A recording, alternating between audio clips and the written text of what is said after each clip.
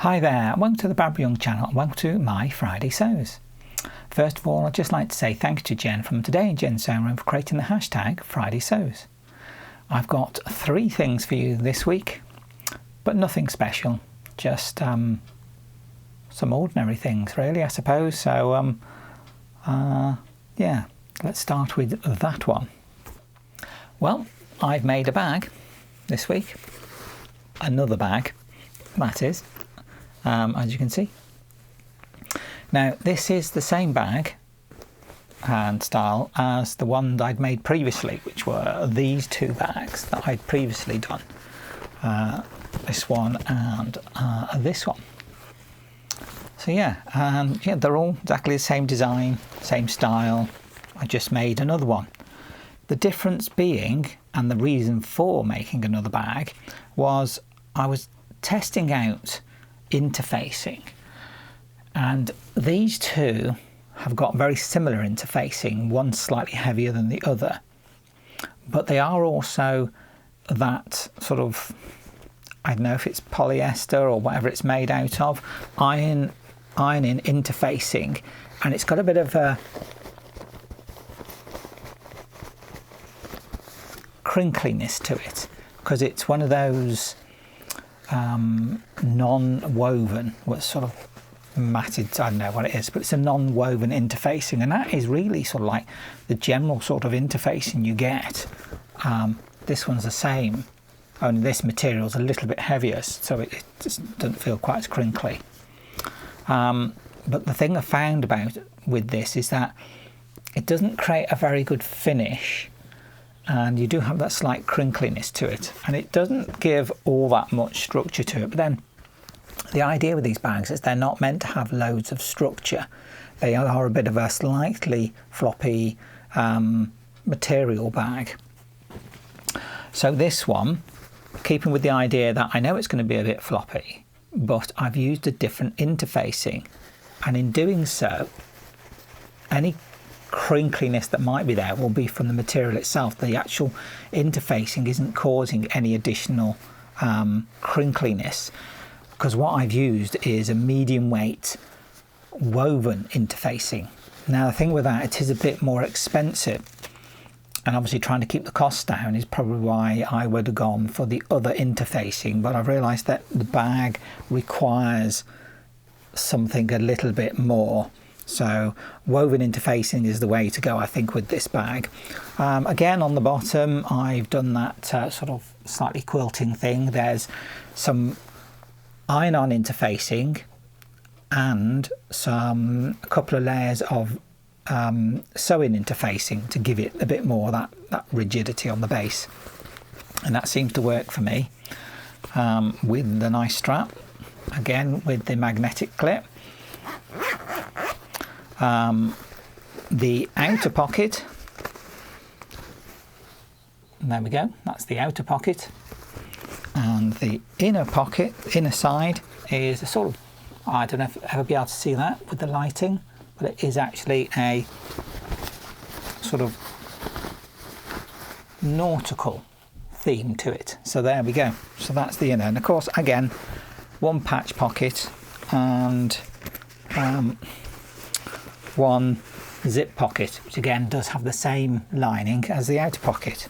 So that's another bag, and that was the reason for doing that bag, testing out interfacing, testing out, see how it works, and I think I've now got it to the point that I want it to be at. So perfectly happy with that bag style. So I suppose see where I take it from here. So the next thing I've been doing is a bit more of the Nalbinding, or as I call it in English, needle binding. That ancient craft of creating a material or a fabric that you can make things like socks and gloves and hats out of. Now this one I'd made previously and I had shown it to you. It's the one that I sort of did first.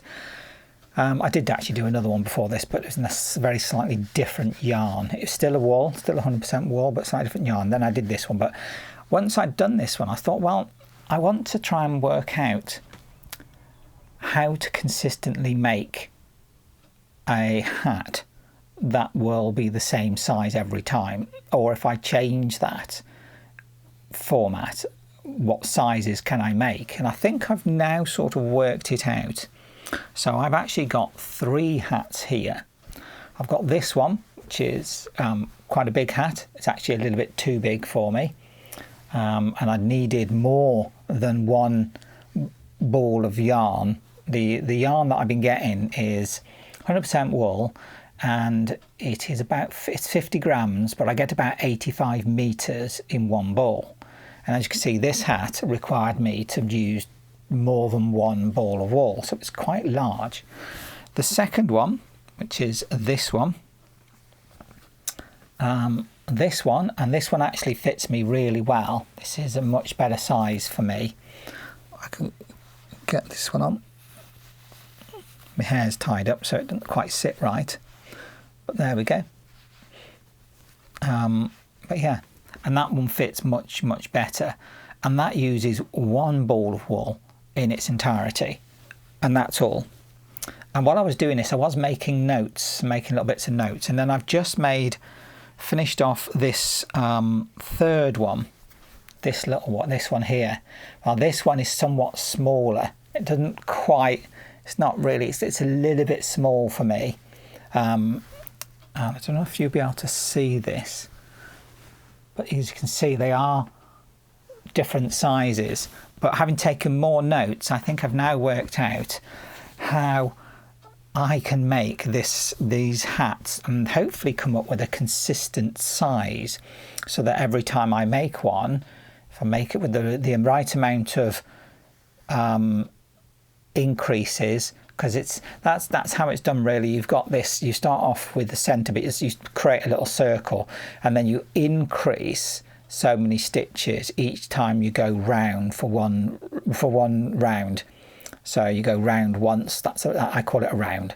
Round a second time, and you increase it so many stitches each time you do a round, until you get to a point where I would then just do either 1 or 2 rounds without increase or decrease, and then I decrease for a couple of rounds to get this shaping, and then continue without any increase or decrease. And that's how I do this. But I had to work out how many increases per round I had to do so that I could end up with this shape and size, and if I changed it, what I would end up with. So yeah, that's what I've been sort of working on with these 3 hats. How much you have to do, increases, decreases, continue, same size or whatever, and how to get that shaping in there, because I do like that sort of slight sort of beret shape to it, because that's what it does form, and that's what I've been trying to look for. You could wear it more like that, but there we go, that's always an option. But yeah, so that's what I've been doing with that hat design, working out sizing and, like I say, the process for creating a particular size. So that's been quite a good exercise really, and I've enjoyed doing it. I've been getting much quicker at doing the needle binding, and getting more capable at doing that particular knot consistently. So I feel much more confident about making these hats now. Not that people want them in the summertime, do they? I know it's coming into summer, but I mean a bit more work, and then hopefully I can make a bunch, and then I'll have to see what I can do about them, see if I can sell them somewhere. I'm sure by the winter time I'll have plenty of them, and people will hopefully want a warm hat. But yeah, that's the second thing I've been doing. So I've made effectively a couple of hats in the sort of last couple of weeks. In total I've got 3 there, haven't I? So a good way of understanding how to work with that craft. So the last thing I've made is something that is helpful, I suppose. Well, at least for me, it is a little kneeling mat or cushion, or whatever you might want to call it. Basically, I was finding that when you're kneeling down doing stuff, my knees aren't the best, so I tend to get some pains in my knees. So I wanted something to kneel on that I could easily grab hold of, but had, you know, a certain amount of thickness to it, and sort of, there is squishiness to it. It is designed to be sort of squishy, and also another way to use up scrap materials and leftover bits of materials. So everything that's been used in this kneeling cushion has come from my scraps. So the materials, the bottom piece and this top bit, these are actually, they're that slightly sort of waxy, slightly, I wouldn't say waterproof, but maybe damp proof type material that I've had hanging around that I'd previously used to make some bags with. Not the bag that I've shown, a different style of bag. But yeah, I had used them. I had some left over, and I decided I wanted to make that kneeling cushion. The innards is my scraps. Where I've got my big scrap bag, I've also got another bag that's filled with, you know, smaller little bits. And I've filled it up with that. Now the top, I have actually, I don't know if that'll show up, I have actually done a sort of bit of a quilting, because what I used on this one was 2 layers. I've got this layer on the top, a plain layer underneath, but I've got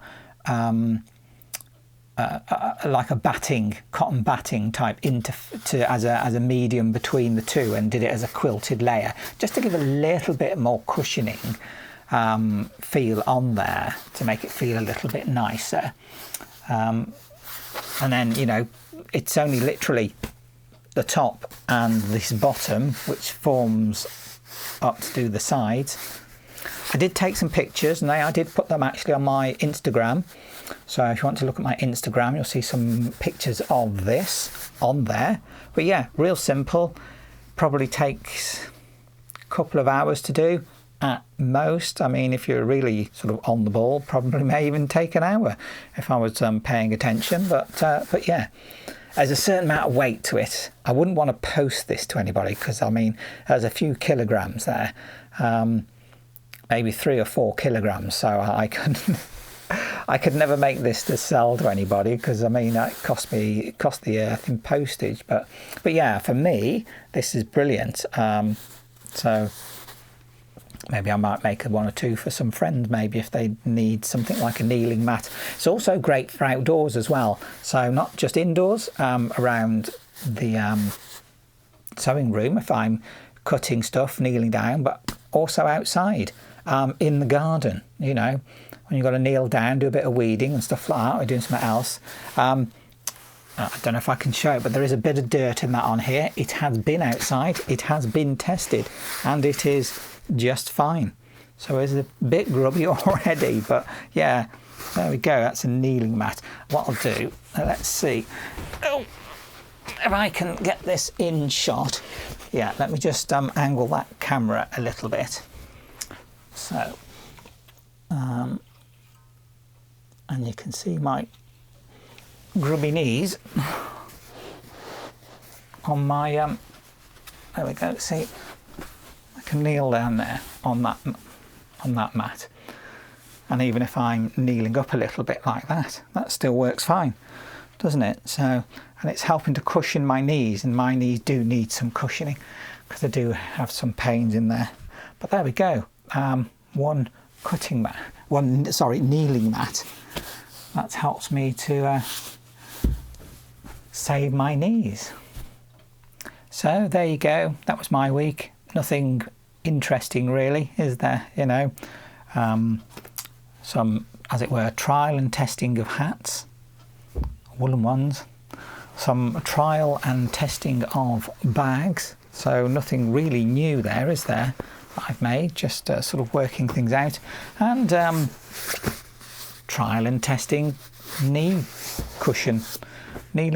So yeah, I suppose all in all productive, because I've worked things out, I've sorted out things, and I suppose you have that process, don't you, that, you know, it's not always about making the next new thing. Sometimes you have to sort of concentrate on what you've got and understand how to do it. and how to make it better. So sometimes it's going over old stuff just so I can be sure of how to do it in the future and how to make it and how to be on the ball with it, I suppose. And the kneeling cushion's just one of those helpful things, I suppose, that sometimes you think, I could do with something like that. I'll make one. And there you go. Perhaps I ought to go through it, hadn't I? Perhaps I ought to do a little video making this, and then if anybody else wants to make one, certainly can, you know, because it's really quite a simple one. That's an idea. I'll make a note of that to do a video on that at some point, hopefully. Other than that, that is it. Everything else has just been so-so, I suppose. Yeah, so next week, I don't know. I'm not sure what I'll be doing. Haven't made any plans really, so yet to decide on what I'm going to make or what I'm going to have a go at. But hopefully maybe something, so we'll just have to wait and see, won't we? There you have it. That was my week. So if you like my video, please do give me a thumbs up. Just click that button. Subscribe. That way you'll always get a notification, especially if you click that little bell icon. Please do comment. I do love reading your comments. It's always nice to hear what you've been doing or what your thoughts are. And if you wish to talk amongst yourselves, please do, because that's why we come here, isn't it? To make those connections. So I think it's just left me to say thank you very much for watching my video. And I look forward to seeing you in my next video. Bye. Babylon.